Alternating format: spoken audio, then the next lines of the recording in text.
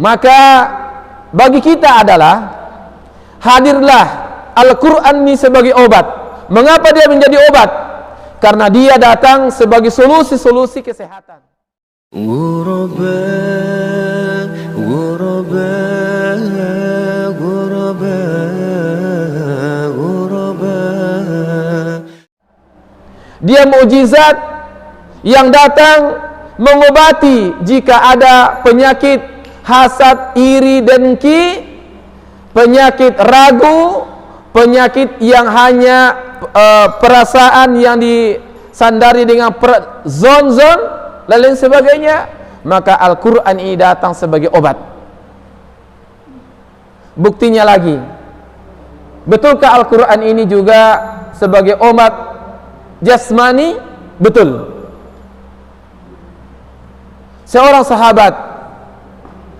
sahabat berpergian dan menemui suatu kabilah, Sa'id Al-Khudri namanya, bersama teman-temannya. Kampung ini sangat pelit, memberikan minuman saja tidak mau. Tetapi tiba-tiba suatu saat rajanya, kepala sukunya disengat kalajengking. Tiba-tiba mereka datang kepada Rasulullah kepada Sa'id bin Al-Khudri mengatakan, bisakah kalian mengobati tuan kami yang sedang kesengat kalajengking? Bisa, tetapi kalian memberikan 30 ekor kambing. Apa yang terjadi? Sa'id Al-Khudri hanya membacakan suratul Fatihah, tiba-tiba sengatan bisa dari kalajengking hilang dan sembuh ia. Ini menunjukkan bahwasanya Al-Quran itu bisa menyembuhkan jasmani. Oleh karena itu, Ramadan ini kita mestinya banyak membaca Al-Quran dengan niatkan juga sebagai obat.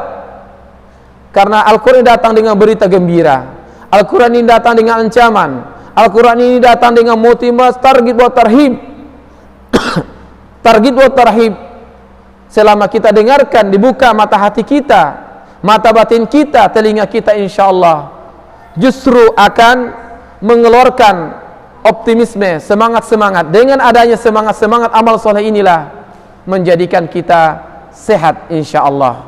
Jadi kesimpulannya adalah Al-Quran ini adalah wa nunazzilu minal Qur'an ma huwa shifa' wa rahmatul lil mu'minin wa la yazidu adh-dhalimina illa khasara. Al-Quran ini obat bagi orang mukmin dan racun bagi orang-orang yang kafir terhadap Al-Quran itu sendiri. Oleh karena itu Allah Subhanahu wa taala menguatkan surat Yunus tadi ayat 58. Allah kuatkan, qul huwa lilladzina amanu huda wa shifa. Katakan, Al-Quran ini adalah syifa, obat bagi orang mukmin dan menjadi petunjuk. Masya Allah. Contohnya, kita ke dokter, dikasih obat, tetapi pasti ada petunjuknya, petunjuk menggunakannya. Maka dia adalah huda. Cara dokter mengatakan menjaga kesehatan begini dan begitu. Kalau kita tidak menjadikan huda hanya sebagai syifa, tidak mungkin juga. Maka selalu 3 ayat yang membahas tentang 3 ayat, yaitu di surat Yunus 58, 57,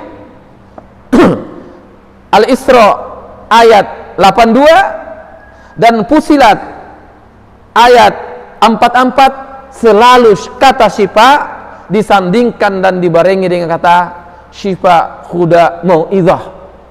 Kita jadikan Al-Quran sebagai obat, tetapi jangan hanya sebagai obat, jadikan juga sebagai petunjuk bagaimana cara memelihara kesehatan hati, pikiran, dan jasmani. Oleh karena itu, bagaimana cara menggunakan obat? Setiap kita tadarrus di bulan puasa ini, niatkan selain mencari pahala kepada Allah Subhanahu wa taala, niatkan, ya Allah, segala bacaan saya yang saya keraskan, kemudian telinga saya mendengarkannya, ya Allah. Jika ada penyakit-penyakit yang ada dalam diri saya, ya Allah, biarkanlah suara itu masuk ke dalam gendang telinga saya, otak saya, kemudian menyeluruh ke tubuh. Ya Allah, usirlah penyakit-penyakit itu. Atau dengan cara apa? Setelah kita membaca Al-Quran, tiup tangan kita, sapu semua badan kita, pegang yang sakit. Atau dengan cara apa? Di malam hari kita tadarrus, kita sediakan air di depan kita, di gelas.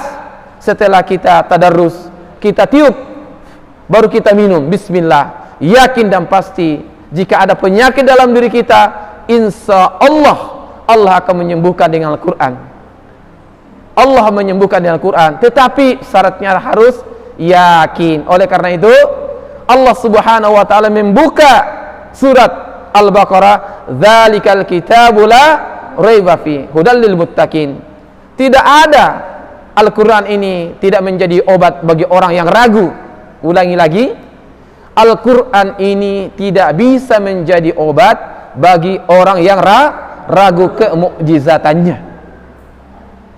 Al-Quran ini tidak bisa menjadi petunjuk bagi yang ragu terhadap menjadi petunjuknya. Oleh karena itu, di bulan puasa ini, marilah kita niatkan, setiap kali kita membaca Al-Quran, jadikan juga berniat kepada Allah Subhanahu wa ta'ala. Ya Allah, jadikan bacaan-bacaan saya, Al-Quran ini menjadi obat penyakit-penyakit keimanan dalam diri saya, penyakit keraguan dalam diri saya. Ya Allah, jika ada amradul qulub, jika hati ini hati yang masih sakit, hati yang keras, hati yang mayit, ya Allah, hidupkan dengan bacaan-bacaan Al-Quran ini. Ya Allah, jika ada penyakit fisik, ya Allah, sembuhkanlah dengan bacaan-bacaan saya. Dengan cara tadi, bisa dengan tiupan, bisa dengan melewat media air, atau media-media yang lain yang disunnahkan Rasulullah sallallahu alaihi wasallam. Ya Allah, jika masih gamang hidup dan kehidupanku, ya Allah, jadikanlah sebagai syifa, huda, agar saya bisa mampu dan bisa memandang, menjalani hidup dan kehidupan lebih optimis. Karena Al-Quran sudah menjelaskan tentang peristiwa dulu, sekarang, yang akan datang. Dan bagi orang-orang mukmin itu adalah kabar gembira. Dan kalau kita gembira, ia adalah menjadikan kegembiraan kita juga sebagai obat bagi kita. Artinya apa? Kalau kita bisa melihat peta kehidupan kita, maka itulah menjadikan Al-Quran itu obat bagi diri kita. Karena kita mampu melihat step-step dan apa yang harus kita persiapkan untuk menghadapi hidup dan kehidupan itu. Kesimpulannya adalah 3 ayat pada 3 surat yang berbeda, yaitu surat Yunus 53, kemudian surat Al-Isra ayat 82, wa nunazzilu minal Qur'an ma huwa syifa wa rahmatul lil mu'minin wa la yazidu zalimina illa khasara. Kemudian qul huwa lil ladzina amanu huda wa syifa. Fusilat ayat 44. Ini menandakan, menunjukkan Al-Qur'an itu benar-benar obat bagi orang-orang mukmin yang yakin dan percaya terhadap Al-Quran dan kemukjizatan Al-Quran itu sendiri. Alhamdulillah, mudah-mudahan Al-Quran menjadi obat, solusi obat jasmani, rohani, dan fisik kita. Alhamdulillah. Assalamualaikum warahmatullahi wabarakatuh.